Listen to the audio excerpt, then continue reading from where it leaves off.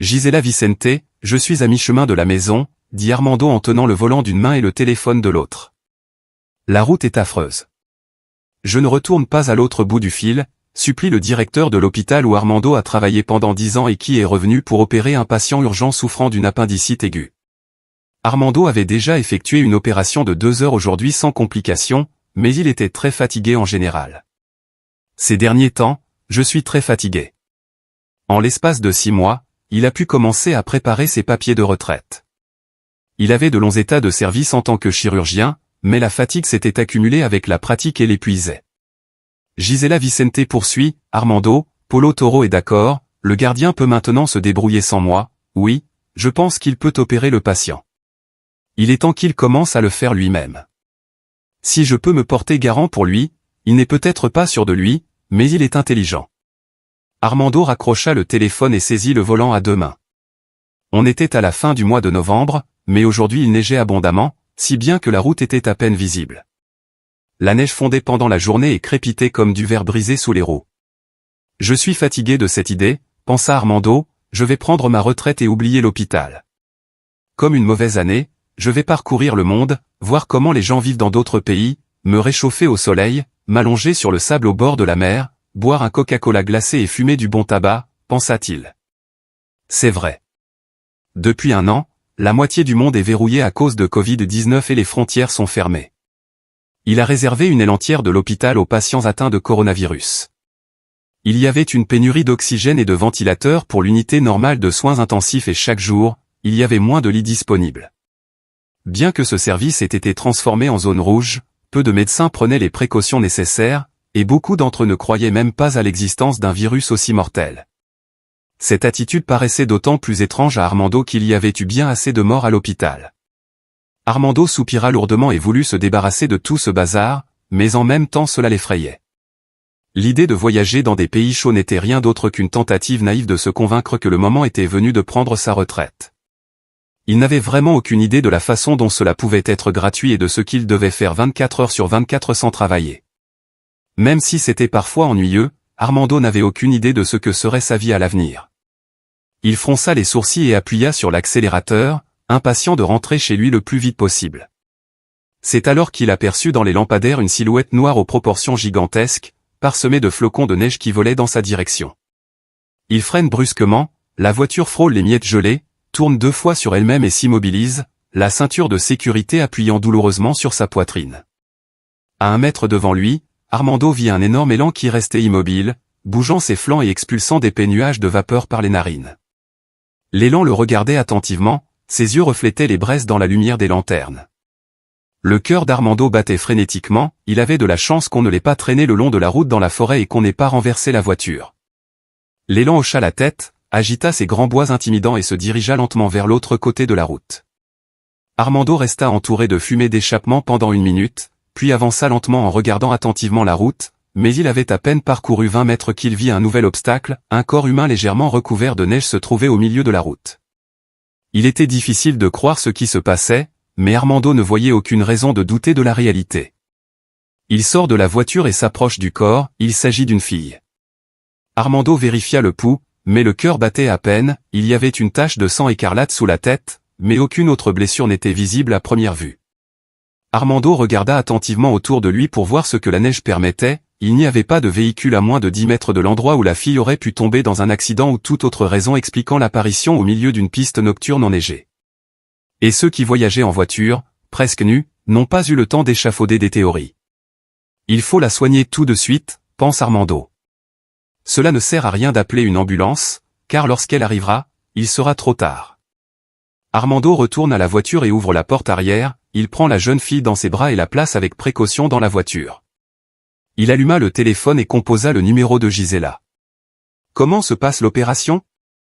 Eh bien, quand elle sera terminée, dis-lui que je ne sais pas me détendre, que je suis en route, qu'il faut que... Non, il m'est arrivé quelque chose en route, puis je te dirai que j'ai une fille avec un traumatisme crânien.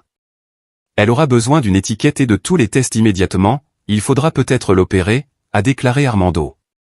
Il n'y a rien qui cloche chez moi, je n'ai rien à voir avec elle, je l'ai appris sur la route de toute façon, je serai à l'hôpital dans une 30aine de minutes et je t'expliquerai tout très bien. Je te verrai là-bas, conclut-il, le cœur battant encore fort dans sa poitrine. S'il n'y avait pas eu l'élan, qui sait si j'aurais vu la fille sur la route ou si je lui aurais roulé dessus le plus vite possible? Je ne l'aurais probablement pas vue. Juste à temps, l'élan était sur la route. Armando fait demi-tour et repart dans la direction opposée. Cette fois, il roulait vite, sans tenir compte de la neige, il était tellement rempli d'adrénaline qu'il pouvait distinguer les objets sur la route et se contrôler aussi clairement que lors de l'opération la plus difficile. Sergio était déjà à l'extérieur de l'hôpital avec la civière prête, tous deux montèrent à l'étage avec la jeune fille, qui fut transportée sur une civière et envoyée à l'IRM.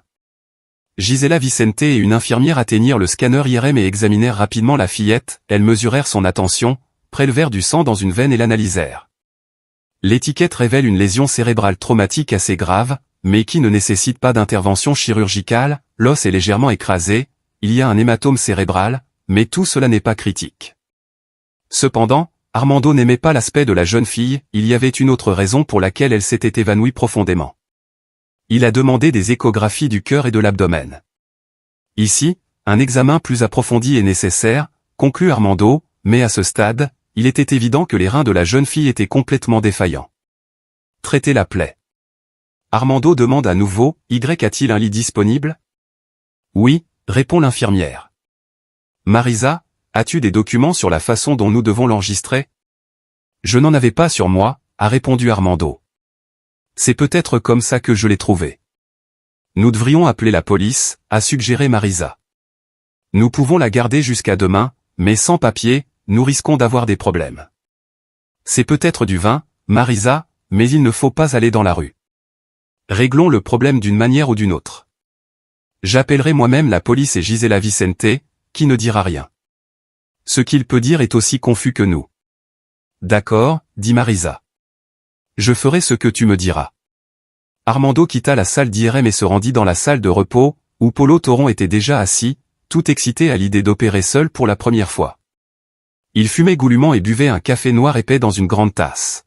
« Comment ça s'est passé ?» demanda Armando.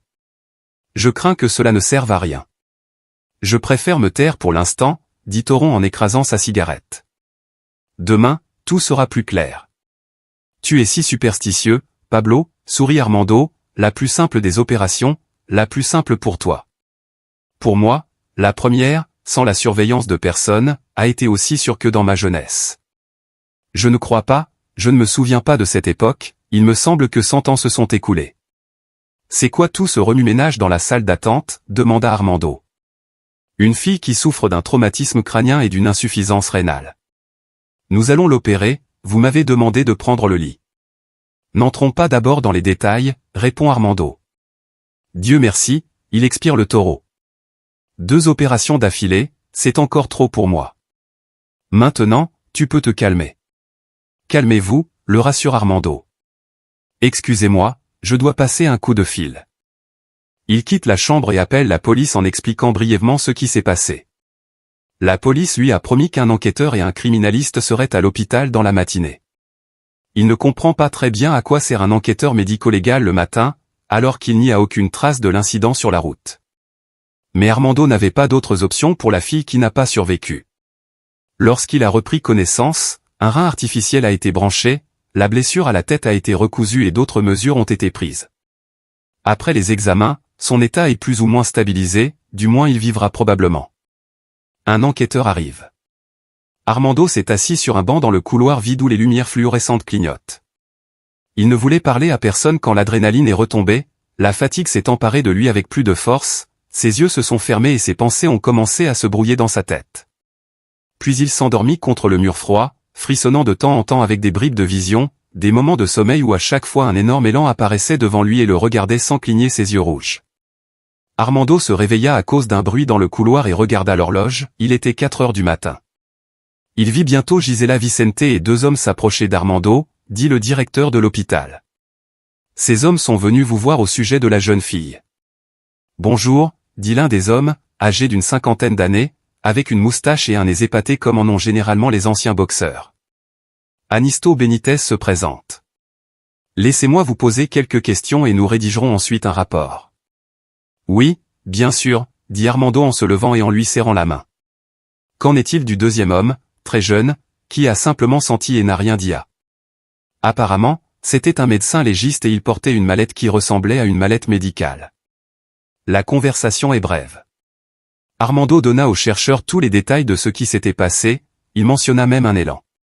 Il acquiesça, écrivant de temps en temps quelque chose dans son carnet. « Pouvez-vous me montrer l'endroit où vous avez trouvé la jeune fille ?» « Je pense que oui, » répondit Armando d'un ton incertain. Il faisait nuit et il neigeait, mais au moins nous avons une idée approximative. L'idée n'est pas de regarder ce qui est approximatif, mais d'être exact, souligne l'enquêteur. Ils sont allés dans la chambre de la jeune fille, elle n'a pas encore repris conscience, demande Anisto Benitez. Non, elle n'a pas causé de blessures graves, de lésions cérébrales graves. Vidal, tu sais ce que je veux dire, se tourne l'enquêteur vers le plutôt criminaliste. Ses pupilles réagissent à la lumière, espérons qu'elle ne tombe pas dans un état végétatif. Combien de temps cela va-t-il durer? Pourra-t-il parler? Je ne peux pas le dire. Peut-être une semaine. Peut-être un mois, mais vous ne pourrez pas parler plus longtemps que la blessure. Vous avez un gros problème rénal. Quel genre de problème? Insuffisance rénale terminale. Qu'est-ce que ça veut dire? Vous aurez besoin d'un appareil d'hémodialyse si les examens confirment le premier diagnostic. Vous aurez besoin d'une greffe de rein. Le chercheur secoue la tête. Quel malheur! Va-t-elle survivre? La jeune fille est jeune. Elle s'en sortira. Et nous l'aiderons de toutes les manières possibles. Je n'avais donc aucun document sur moi, n'est-ce pas? Il n'y a aucun signe d'agression sexuelle. Vous l'avez examiné? Oui, nous l'avons examiné. Il n'y a aucun signe d'agression sexuelle. Je comprends. Allons à cet endroit, alors. Viens, dit Armando en allant s'habiller dans le salon. Il est suivi par une Gisela Vicente rougissante et émue. Armando, que s'est-il passé? Rien, nous allons à l'hôpital. Allons voir qui c'est. Oui, comment le saurais-je? Ils vont essayer, au moins. J'espère juste qu'ils se réveilleront, alors tout sera clair. Ne me dis pas ce mot, nous t'attendrons. Réveille-toi, tu vas mettre du temps à guérir, l'articulation sera bientôt là. Qu'est-ce que je peux vous dire? Eh bien, ne leur dites rien pour l'instant.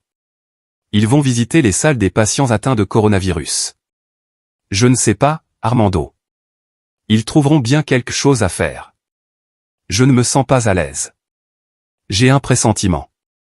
Pourquoi tout le monde est-il si superstitieux aujourd'hui? C'est ce que dit Toro. Allez, Gisela. Tout va bien se passer. Ne t'inquiète pas, je pars. Allez, que Dieu soit avec toi. Ne te casse pas la jambe. S'armant d'indignation, il fronce les sourcils et quitte la pièce. L'endroit où il avait ramassé la jeune fille avait été retrouvé, après tout, il y avait encore des traces de sang sur la route parce qu'elle n'avait pas encore été nettoyée. Le médecin légiste Vidal fit tous les prélèvements nécessaires, prit des mesures et photographia les moindres détails. Même la voiture d'Armando a été fouillée à la recherche de signes d'un éventuel accident. « Vous pensez que c'est moi qui l'ai fait ?» demande-t-il en désignant du regard la police scientifique. « C'est notre travail, Armando. Tu devrais comprendre maintenant qu'il est important d'élaborer même les versions les plus improbables. »« Oui, oui, bien sûr, acquiesça le médecin. Je comprends. » Au moment où son téléphone a sonné, le numéro était inconnu. « Oui, j'ai entendu, » dit Armando Borrego. Armando ne reconnaît pas non plus la voix au bout du fil. « Oui, c'est moi. »« Où es-tu ?»« Eh bien, qui est-ce ?»« Le commandant Sanz. »« Dis-moi où tu es, il se passe quelque chose au travail. »« Pourquoi m'appelez-vous ?» Je me suis rendu compte qu'à l'autre bout du fil, il y avait du bruit et des voix inquiètes. Quelqu'un d'autre que toi est resté dans ton appartement, mon vieux, et je ne comprends pas pourquoi.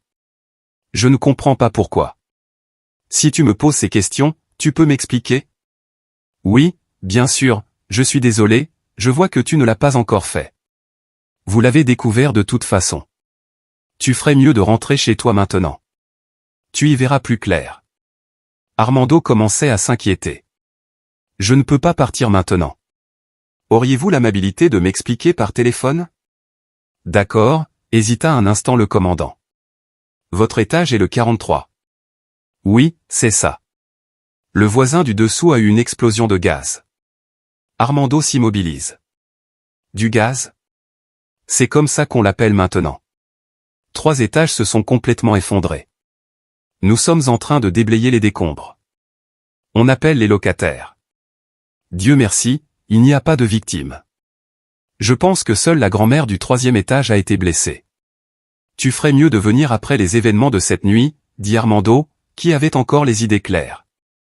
Et maintenant, les pensées dans sa tête refusaient de fonctionner, il était impossible de comprendre tout ce qui s'était passé en si peu de temps. Quelqu'un d'autre vivait avec vous, demanda à nouveau le vieil homme. Il ne vivait pas seul. Eh bien, vous avez de la chance. Si vous étiez chez vous, vous auriez peu de chances de survivre. Vous devriez venir dès que possible. Je suis d'accord, je vais le faire. Armando pâlit devant le téléphone. Il s'est passé quelque chose, demanda le chercheur. Je n'y crois pas, dit Armando à mi-voix. De quoi s'agit-il? Il y a eu une explosion de gaz en bas. C'est un cauchemar. Le commandant s'exclame qu'il y a des blessés, qu'il n'y a pas de blessés, je crois que je dois rentrer chez moi. Je peux partir maintenant? Oui, bien sûr, vous devez juste signer le rapport que nous avons terminé ici, Vidal. Oui, nous avons terminé, dit le criminologue. Je n'ai plus de questions. Continuez à être gentil avec Benitez. Si vous avez des questions ou des nouvelles sur l'état de la jeune fille, appelez l'enquêteur ici présent. Il tendit sa carte de visite, appelez-moi quand vous voulez. Armando prit la carte et la mit dans son portefeuille. Au revoir, je m'en assurerai. Au revoir. Armando monta dans sa voiture, démarra le moteur et rentra chez lui, en essayant d'organiser les pensées qui se bousculaient dans sa tête. Dehors, une triste situation l'attendait, la scène de la rue. Il était déjà clair que son appartement n'existait plus, il s'était effondré à côté avec tous les meubles sur le sol. Sous le lit, où il avait dû dormir cette nuit-là, il se tenait debout et fut repoussé par la lourde cuisine. L'homme plus âgé disait la vérité, Armando n'aurait jamais pu survivre à une telle situation. Le commandant lui demanda ce qu'il devait faire maintenant, ils vous donneront une chambre dans le sanatorium, pour le moment vous devrez y rester pendant un certain temps. Vous n'avez pas à vous soucier de vos papiers ou de ce qu'il reste de vos affaires, ils vous seront rendus. Nous vous contacterons lorsque toutes les procédures et enquêtes nécessaires auront été effectuées. En attendant, allez à l'administration, si vous n'avez pas votre passeport sur vous, présentez votre permis de conduire, on vous expliquera tout, vous serez au sanatorium dans l'après-midi. Et ces étages, Armando montra le bâtiment, ils peuvent être restaurés ou quoi, je ne peux rien dire pour l'instant, des spécialistes s'en chargeront. L'essentiel est que tout le monde soit vivant, ne vous inquiétez pas, en aucun cas on ne vous laissera dans la rue. Armando erra dans les bureaux de l'administration jusqu'au soir où, une fois les formalités administratives terminées, il se rendit au sanatorium, dans sa chambre. Bien que petite, elle disposait de tous les équipements de la maison, à l'exception d'Internet. Même le déjeuner et le dîner étaient gratuits toute la journée. Au travail, ils l'ont harcelé de questions et de compassion, et lui ont même proposé de contribuer à la location d'un appartement si quelque chose se passait mal au sanatorium. Armando s'est efforcé de rester calme et a assuré à tout le monde qu'il prendrait soin de lui. Il s'occuperait du problème, mais il a sincèrement exprimé sa gratitude pour les soins qu'il avait reçus ce soir-là. J'étais fatigué de l'agitation de la garde et je ne voulais pas retourner au sanatorium. Il a rendu visite au moins 5 fois à la jeune fille qu'il avait sauvée et a demandé à l'infirmière Marisa si elle avait repris conscience. Après avoir été informé pendant au moins 1 minute, Marisa a secoué la tête en signe de refus. Il a fait un signe de la main. Gisela traversa les salles et les couloirs d'un air sombre. Il sentait que la situation avec la nouvelle patiente devenait de plus en plus désagréable d'heure en heure. Armando la regardait du coin de l'œil mais ne disait rien, ce qui le faisait se sentir de plus en plus coupable, comme s'il avait renversé la jeune fille sur la route. Il l'aurait emmenée à l'hôpital et aurait ensuite fait exploser son propre appartement. Il se sentait mélancolique et ne savait pas comment chasser ce sentiment. Mélancolie de voir le soleil briller à nouveau dans sa vie. Polo savait que d'autres contemplaient les tourments de son mentor toute la journée et, le soir venu, il n'en pouvait plus et proposait à Armando de venir chez lui. Il vivait seul dans un appartement de 2 chambres à coucher à 3 pâtés de maison du sanatorium. Armando accepta qu'il avait besoin de parler et Polo se révéla être un homme bon et sincère et, surtout, il connaissait la limite à ne jamais franchir dans les conversations privées. Et cordialement, ils furent compagnons pendant 2 ans, à partir du jour où, après avoir obtenu son diplôme à l'Académie de médecine de Toro, il les rejoignit à l'hôpital pour y suivre une formation de chirurgien. l'appartement de Polo semblait étonnamment confortable. De jolis rideaux aux fenêtres, un tapis turquoise moelleux au sol, une énorme télévision plasma au-dessus de la cheminée, et même un aquarium avec des poissons rouges que Polo allait nourrir. Dès qu'il entrait en célibataire, le mobilier était encore plus raffiné, ce qu'Armando remarquait tout de suite. Pour Polo, Armando lui-même n'avait rien eu de tel au cours des dernières années de sa vie de célibataire. Polo apporta une bouteille de vin léger, ils commandèrent des petits pains et une salade et lorsqu'ils s'assirent à table, la conversation passa immédiatement d'un sujet à l'autre. « As-tu déjà pensé à fonder une famille ?» demanda Armando lorsque la conversation s'orienta vers les projets d'avenir. « Bien sûr que oui », répond Toro, « mais je pense qu'il faut d'abord gagner de l'argent. Qui dit famille dit enfant et avec des enfants, il faut beaucoup d'argent. Et puis, ils ne viendront pas tous. » Un jour, objecta Armando, sentant le houblon commencer à vaincre sa chaleur corporelle. Pas à pas, ils résoudront tous les problèmes. C'est toujours effrayant d'y penser. J'ai moi-même eu des doutes similaires. Tu ne m'as jamais parlé de ta famille, Armando, commente Polo, je ne sais même pas si tu es marié ou non. Quelqu'un d'autre a été blessé dans l'explosion, pas Armando, pense-t-il, j'étais marié, mais je n'ai pas eu d'enfant avec ma femme. Elle ne pouvait pas accoucher, elle avait des problèmes de santé et il y a 4 ans, elle est morte. Oh, pardon, je ne savais pas, je suis désolé, ne répondit pas Armando. Tes parents sont toujours en vie, demanda Toro après une pause. Ma mère est à la campagne, elle a 76 ans, elle est loin d'ici, je vais lui rendre visite. Chaque été, je le supplie d'aller vivre en ville, mais il s'obstine à ne pas bouger. Il a vécu là toute sa vie, il n'est allé que quelques fois dans la ville la plus proche et ça ne lui a pas plu, et ses parents aussi, ils habitent loin, j'ai 2 sœurs et un grand frère, mais il est à l'armée, je ne le vois pas beaucoup. Tout le monde a une famille et c'est à ce moment-là qu'Armando a reçu un appel téléphonique. Le message GB Phone s'affiche sur l'écran. Oui, Gisela Vicente, répond Armando. Bonsoir, je voulais te dire quelque chose cet après-midi, mais tout me tracassait, je pensais que je pourrais peut-être résoudre le problème moi-même, mais je ne l'ai jamais fait. Quel est le problème? Le problème est le même, Armando, avec la fille, Armando se crispe. Ils m'ont appelé ce matin pour me le dire. Dans 5 jours, ils ont amené un patient urgent avec des problèmes rénaux, ils vont avoir besoin d'une machine dans une unité de soins intensifs. Il n'y en a qu'une de libre dans tout l'hôpital, il faut trouver quelque chose, mais je ne sais rien.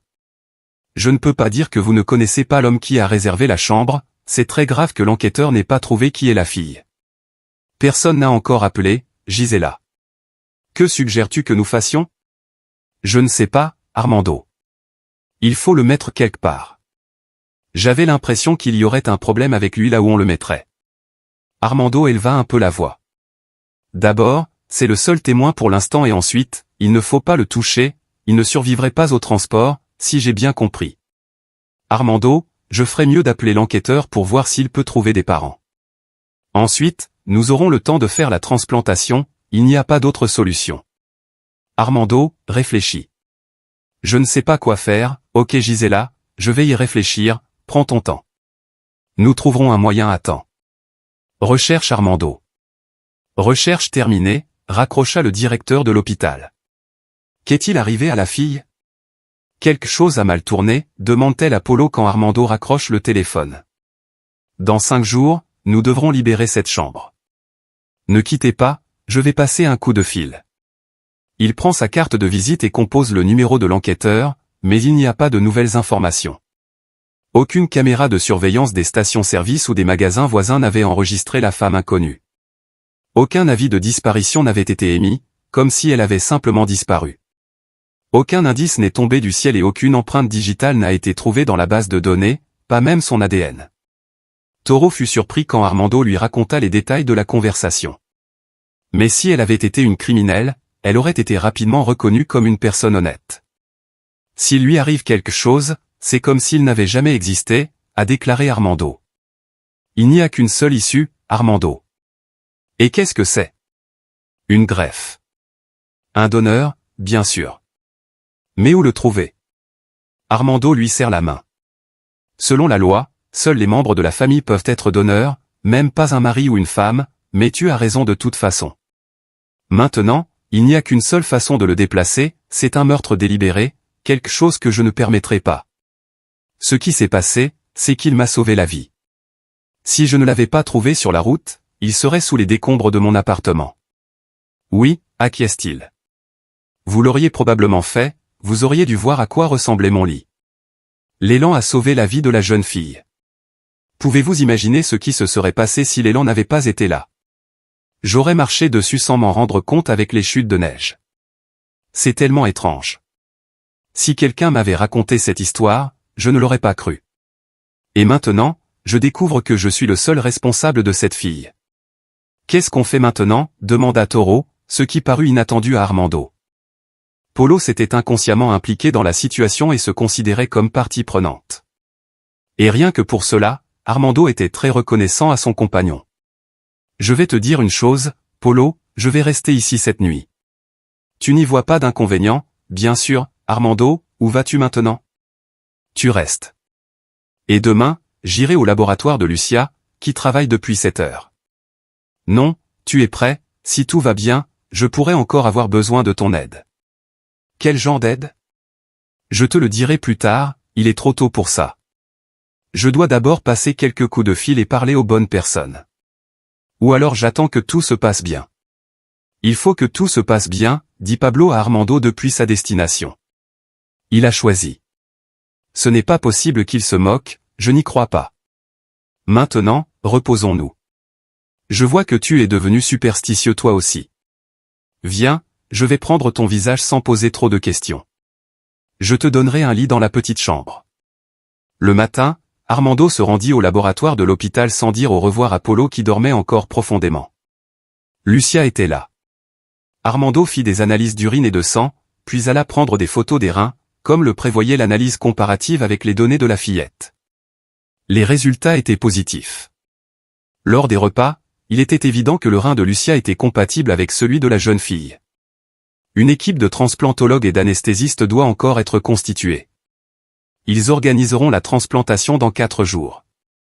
Armando a lui-même assisté à une greffe de foie. Je connaissais donc très bien ces opérations de première main. Sa longue pratique chirurgicale a accumulé de nombreux débiteurs dans les cercles où se concentre le pouvoir. Il a aidé quelqu'un à obtenir des références. Quelqu'un a déjà trouvé un poste dans une clinique prestigieuse. Quelqu'un a opéré personnellement dans des situations critiques. De nombreuses personnes influentes, leurs épouses et leurs enfants lui doivent encore aujourd'hui la vie. Armando n'a jamais accepté d'argent pour ses services, ce qui lui a valu une réprimande. Même pour sa défunte épouse, c'est ce que tout le monde fait. Et jamais il n'a demandé quoi que ce soit en retour. Mais aujourd'hui, il ne voit pas d'autre solution. Un ami du lycée, chirurgien spécialisé dans les greffes de reins, a accepté de l'aider pour une somme modique, mais lui a seulement assuré qu'il n'y aurait pas de conséquences.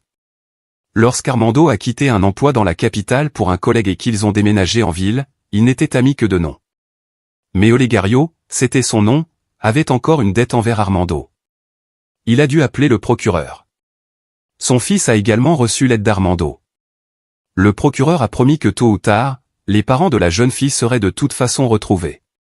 Ensuite, la paperasserie pourra être faite d'une certaine manière pour que tout se passe bien pour les autorités d'inspection. En attendant, nous devons nous dépêcher. L'ami du chirurgien transplanteur a réussi à constituer une équipe et a promis d'être là dans 3 jours pour tout préparer pour le bloc opératoire. Toro a également accepté d'aider, tout comme l'infirmière Marisa, qui s'est débrouillée seule. Gisela Vicente courait dans tous les sens, les yeux écarquillés et le visage pâle, sachant qu'en cas de problème, elle serait tout simplement licenciée. C'est le moins que l'on puisse dire, mais le plus important, c'est qu'elle pourrait aller en prison. La prison n'a même pas accepté verbalement cette aventure, mais elle ne l'a pas interdite non plus. Elle lui a évidemment dit de ne pas en parler devant elle, comme si elle n'était pas au courant. Il a même accordé un congé aux urgences et nommé Armando directeur interne de l'hôpital avec seulement les personnes du comité qui sont venues nous rendre visite pour une visite rapide des salles où l'on traitait les patients atteints du coronavirus. Il a organisé un dîner somptueux pour eux dans un restaurant de luxe, a enfreint les règles de quarantaine et a disparu jusqu'à ce que son téléphone soit éteint. 2 jours plus tard, Armando reçoit 3 bonnes nouvelles. Tout d'abord, Olegario avait tenu sa promesse et s'était rendu à l'hôpital avec une équipe de 3 personnes sans poser de questions inutiles. Il a examiné les scanners et les tests et a été surpris par le haut degré de faiblesse entre l'arcade et la jeune fille. Il a même demandé si elle avait un lien de parenté avec lui. Quel genre de parenté? Olegario. Armando a nié que c'était la raison pour laquelle il y avait une telle conspiration. Les résultats des tests sont incroyables, vous connaissez les choses qui se produisent dans la vie, mais quoi que vous disiez. Il ne s'est jamais rien passé dans ma vie, Olegario, et un parent dont je ne sais rien peut soudain apparaître.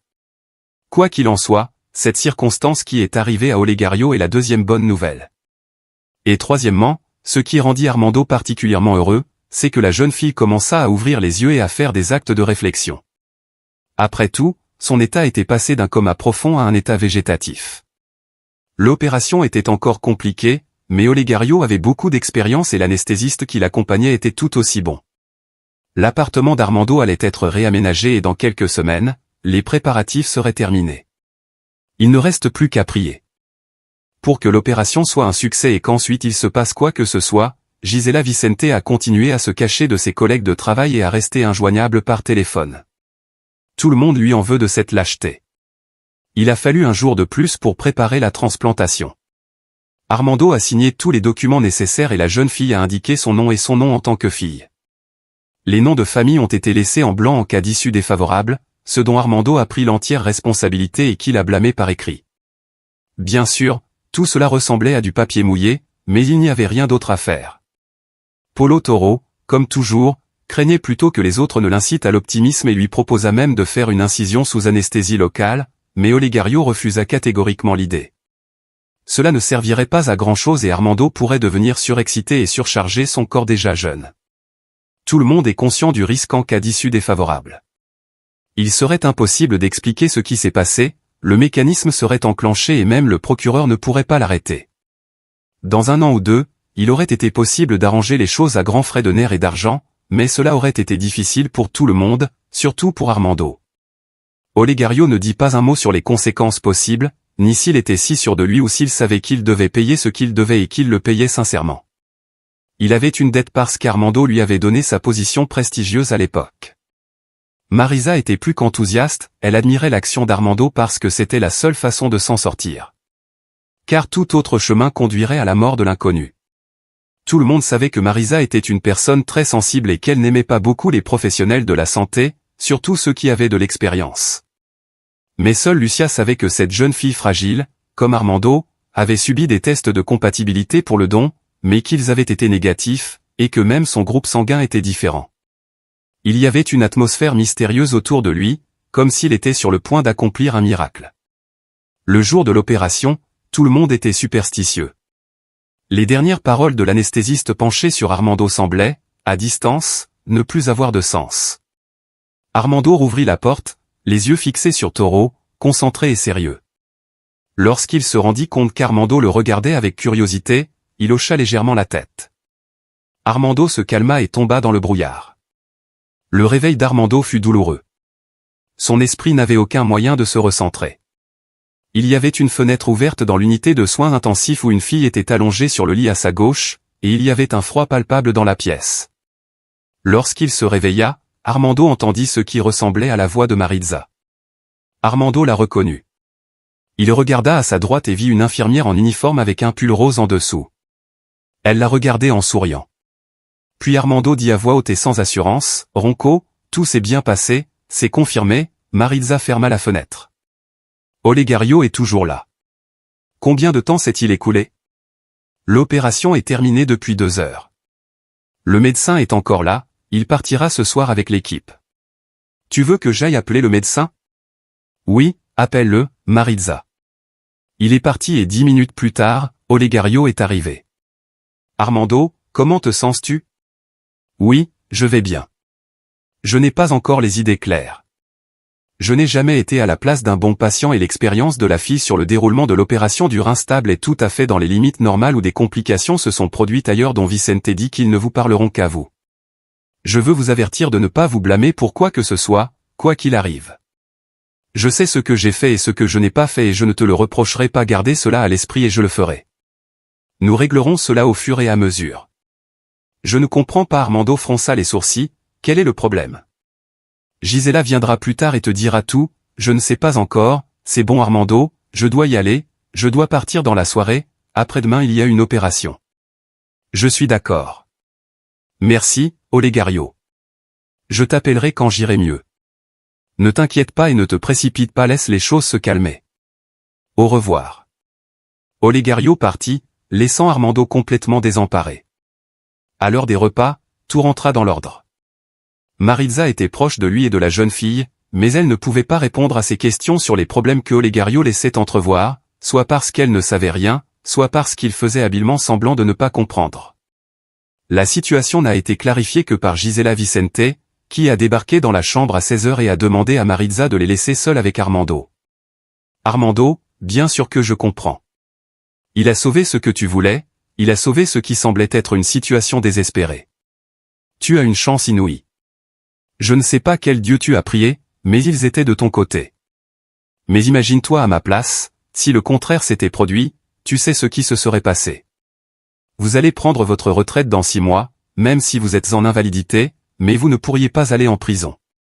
J'ai des petits-enfants à élever. Ma deuxième fille a demandé le divorce. Vous savez combien de problèmes j'ai avec mes enfants? Non, vous ne le savez pas. De toute façon, je n'en pouvais plus. Même si tu me jures dessus, je ne te demanderai pas pardon. Attends, Gisela, l'interrompt Armando. Je ne comprends pas où est le problème. Tu pourrais être plus précise parce que tout le monde parle par énigme. Hier, j'ai appelé et j'ai rapporté ce qui se passait à l'hôpital. Je n'en pouvais plus, j'avais les nerfs à vif, je n'arrivais pas à croire au succès de l'opération. Je regrette que les enquêteurs et les fonctionnaires du ministère viennent demain, je veux vous le dire moi-même et vous devrez leur répondre vous-même. Je vous dis de ne pas être surpris et de ne pas vous demander qui a fait ça. Je l'ai dit aussi à Olegario, il le sait, tu peux t'en occuper toi-même, ton destin est entre tes mains. Tu te rends compte du nombre de personnes à qui tu as causé des problèmes par ton insouciance.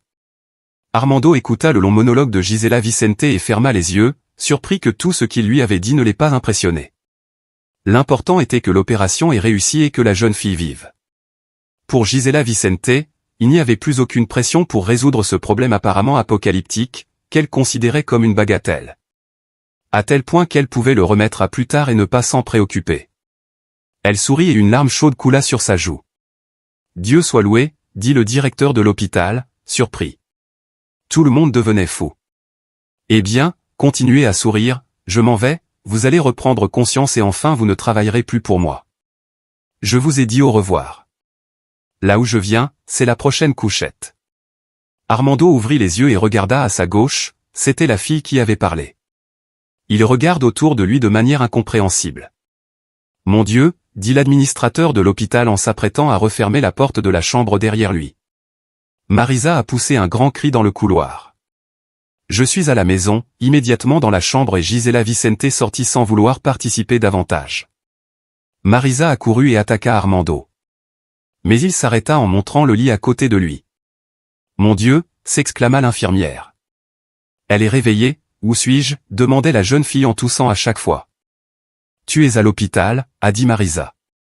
Tu dois tousser maintenant, fais attention, n'essaie pas de te lever et ne fais pas de mouvements brusques. Tout va bien. Te souviens-tu de ton nom? Nati, dit la jeune fille après un moment d'hésitation. Et que s'est-il passé, comment suis-je arrivé ici? Les yeux de Maritza étaient déjà humides. Si ce n'est rien, dit-il en lui prenant la main, tu es en sécurité maintenant, ils t'ont trouvé sur la route. Te souviens-tu de ce qui s'est passé? Quel est ton dernier souvenir? Non, la jeune fille acquiesce. C'est difficile de se souvenir. J'ai mal à la tête, j'ai très mal. Je vais vous faire une injection. Reste tranquille un moment, d'accord, Nati, dit-elle en tournant la tête, regardant Armando. Personne n'a trouvé l'homme, quel drôle de nom, sourit-il en regardant la jeune fille qui ne pouvait retenir ses larmes. Oui, qu'est-ce que ça peut faire? Maintenant, tout ce qui se passera demain ou après-demain. C'est de la foutaise tout ça. L'important dans sa vie, c'était ici et maintenant. 2 jours se sont encore écoulés après la réussite de l'opération et la jeune fille sauvée a repris ses esprits. Elle se calme un peu. À sa place, l'équipe d'enquêteurs du ministère s'est rendue à l'hôpital de la capitale. Armando pouvait désormais se lever et se promener dans l'hôpital. Après avoir été interrogé et avoir promis de ne pas sortir, il est retourné au sanatorium l'après-midi même. Il lui est interdit de parler à Nati et un policier envoyé de la ville est en faction devant sa chambre. Il est le seul témoin et reçoit la faveur qu'Armando lui a faite. L'enquête soupçonne que son nouveau témoignage a pu être influencé par le fait que son rein fonctionne correctement et que son corps ne présente aucun signe de rejet. Natty pouvait manger seule et même aller aux toilettes, mais on n'osait pas la transférer de l'unité de soins intensifs. Le chercheur Anisto Benitez est venu interviewer Natty à plusieurs reprises pendant cette période, mais n'a rien découvert de son histoire. Cependant, il a également parlé au médecin avant de partir. « J'ai entendu dire que vous, Armando Alvarez, n'aviez pas de problème. Les principaux problèmes sont passés, a-t-il répondu. Et je vais les traiter petit à petit. » L'enquêteur réfléchit un moment puis dit, « Vous avez fait quelque chose de grand pour l'enquête. Vous avez sauvé la vie du témoin. Sans son témoignage, tout serait resté un mystère. Il y a longtemps, si l'affaire avait été résolue, j'aimerais vous aider de toutes les manières possibles. Si vous avez besoin de quelque chose de moi, pensez à ce qui sort de la capitale que vous connaissez. » Armando eut une idée inattendue. « Je crois que j'ai une demande à faire. Dis-le-moi et je ferai de mon mieux. J'ai une idée. C'est peut-être idiot, un peu comme une paille à laquelle on veut s'accrocher, mais ça vaut le coup d'essayer, Armando Alvarez, crois-moi, il n'y a pas d'idées idiotes. Dans ces cas compliqués, vous ne pouvez même pas imaginer que des hypothèses apparemment impensables se révèlent être les seules vérités à la fin. En fin de compte, elles s'avèrent être les seules vérités. N'hésitez pas à me dire ce qui vous est arrivé. Avez-vous par hasard les résultats de l'analyse ADN de Natty? Non, demande Armando, j'aimerais comparer mon ADN avec le sien. L'enquêteur l'a rapidement découvert. Pensez-vous que Natty puisse avoir un lien de parenté? Avec vous, j'ai vu dans un dossier qu'elle apparaissait dans les rapports médicaux comme votre fille. Ai-je bien compris? Oui, il n'y a pas d'éléments objectifs pour le prouver. Mais si. D'accord, quand vous serez en ville. Allez au commissariat et demandez l'agent Vidal Solaire. Vous le connaissez déjà. Je lui ferai savoir qu'il fera ce qu'il faut. Merci, Anisto Benitez. Oui, je vous en prie. Bon rétablissement. Et c'est ainsi qu'ils se sont quittés. Quand Armando a quitté l'hôpital, il était tellement occupé qu'il n'a pu se concentrer sur rien d'autre pendant une semaine. Il s'occupait de son appartement, qui était sur le point d'être achevé. Ensuite, il a passé beaucoup de temps à chercher un avocat qui accepterait de s'occuper de l'affaire d'une opération illégale et il n'avait toujours pas assez d'énergie pour s'occuper de tout cela. Armando est rentré au sanatorium le soir, épuisé, et s'est immédiatement endormi. Pour lutter à nouveau pour sa liberté et sa vie, le matin, la conversation avec Natty devenait de plus en plus nécessaire. Anisto Benitez avait raison de supposer, apparemment à tort, qu'Armando était vrai à 100%, ou plutôt à 99,9%. Son ADN correspondait si précisément à celui de Natty qu'il indiquait qu'elle était bien sa fille, semblait-il, totalement incompréhensible mais vital. Il l'avait vérifié 3 fois, c'était désormais un fait indéniable. Bien sûr, cela mettait tout le dossier de l'opération en sa faveur, mais il devait encore faire une demande officielle d'analyse à un laboratoire indépendant, l'ajouter au dossier pour se rassurer. Cela pourrait prendre à beaucoup de gens au moins 1 an, lui a-t-on dit. Proposé par l'avocat et pourtant la traînée noire qui avait commencé sur l'autoroute lorsqu'il avait arrêté la voiture devant l'élan qui s'était mis en travers de son chemin était terminé, et maintenant tout ce qui l'entourait ne faisait qu'aveugler son esprit d'un ton cristallin, parce qu'il ne pouvait pas croire à un miracle. Comment l'expliquer si ce n'est pas un miracle? Mais il devait y avoir une raison rationnelle, et Armando l'a cherché, enquêtant avec diligence dans les recoins les plus profonds de son passé et les a trouvés d'une manière étrange, presque effacée de sa mémoire parce qu'il n'avait jamais revécu cet épisode qui s'était déroulé il y a 23 ans. À l'époque, sa femme et lui étaient particulièrement désireux d'avoir un enfant, sa femme a visité les meilleures cliniques tout en rendant visite à des guérisseurs dans des forêts et des villages reculés, et Armando est devenu un véritable croyant et a prié le Tout-Puissant dans les temples pour qu'il lui accorde sa miséricorde. Il plaçait des bougies, parlait aux anciens et aux quelques personnes qui affirmaient qu'un miracle similaire leur était arrivé. Pendant un certain temps, Armando est même devenu donneur, croyant qu'il était juste de partager la possibilité d'avoir un enfant avec d'autres, mais ses prières n'ont pas semblé atteindre Dieu, ou peut-être que Dieu avait d'autres projets pour Armando. À leur tour, les cliniques et les guérisseurs se sont heurtés à l'impuissance. Ce fut donc la dernière tentative d'Armando et de sa femme, et ils ne se sont plus jamais penchés sur la question, se résignant à leur situation. Plus tard, ils ont même envisagé d'adopter quelqu'un, car sa femme voulait une fille, mais les documents étaient à peine rédigés que sa femme est tombée malade et ils n'ont pas eu le temps de le faire. Armando s'est soudain souvenu, au milieu de la nuit, que son cœur battait la chamade. Il sauta du lit et se mit à faire les 100 pas, incapable de réprimer l'envie de crier sa découverte aux 4 vents. Il décrocha le téléphone, pensant appeler le taureau, mais quand il regarda l'horloge, il ne le fit pas. Il se recoucha jusqu'au matin et, à la première heure, il alla voir Anisto Benitez pour obtenir l'autorisation de sortir et d'entrer dans la salle Nazca. L'analyse comparative de l'ADN était jointe à l'affaire, qui a été prise en charge directement par Anisto Benitez et en a complètement changé le cours, de sorte qu'il n'y avait aucune raison d'interdire à Armando d'avoir un contact avec le témoin, et Anisto Benitez lui a donné l'autorisation. Armando est allé à l'hôpital en chemin et a acheté un beau bouquet de fleurs. Il réfléchissait aux mots à dire à sa fille inattendue, mais n'arrivait pas à trouver quelque chose de sensé. Dans le couloir, lorsqu'il croisa Gisela Vicente, il baissa les yeux et passa devant elle sans même lui dire bonjour. Armando ne lui en voulait pas. Le policier à l'entrée de l'école ne voulait tout simplement pas penser à elle une seconde. Le pavillon regarda le permis et laissa passer le visiteur. Nati était seule dans sa chambre lorsqu'elle leva les yeux, sourit au visiteur et reconnut en lui son sauveur. « Bonjour », dit-il doucement. « Bonjour », dit Nati. « Armando, tout excité, nous pouvons enfin parler, comment vas-tu ? » « Je vais bien, ils l'ont autorisé, l'enquête est terminée, je suis désolé, ce n'est pas ce que je voulais dire au départ. Je veux te remercier, je ne sais pas ce que j'ai fait pour mériter un tel sacrifice de ta part. » Nati interrompit Armando. « Non, merci, c'est moi qui devrais te remercier de nous avoir réunis. » Elle le regarda avec surprise. « Je ne te comprends pas. Pardonnez-moi, j'ai raté quelque chose. » Armando laissa le bouquet sur la chaise à côté de Nati et s'assit à côté de sa couchette. « Je t'expliquerai tout un peu plus tard. En attendant, peux-tu me dire comment tu t'es retrouvé sur cette route ? Tu te souviens de quelque chose ? » « Oui, maintenant je me souviens que je suis allé à la capitale. Je devais y être le matin. J'y avais une réunion avec des lecteurs, une réunion finale et une présentation de mon nouveau livre, dit Nati, pensive, pendant un moment, avant de s'effondrer. « Tu es écrivain ? Demanda Armando. « Les médecins m'ont-ils diagnostiqué ? » Bien sûr qu'ils l'ont fait. Il ne me restait pas plus d'1 mois à vivre et je faisais le point. Et vos proches ? Armando l'interrompt à nouveau. Il a de la famille, la greffe n'était possible que pour ma mère, mais elle a aussi des problèmes rénaux, je ne pouvais pas être donneur, et j'étais 133e sur la liste des donneurs d'organes, vous savez.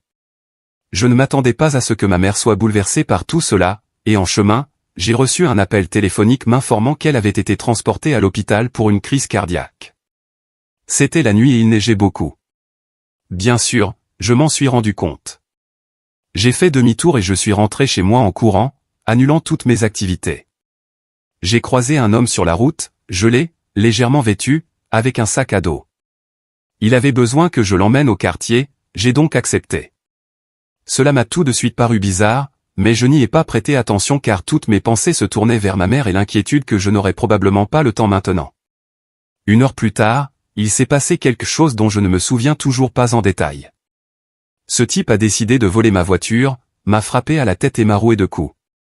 Je me suis réveillé à l'hôpital. « Comment va ta mère ? Tu as pu parler ? » Elle va bien, elle se remet. Elle était dans un état lamentable et tu m'as sauvé, à la fois sur la route et quand tu m'as ramené à la vie.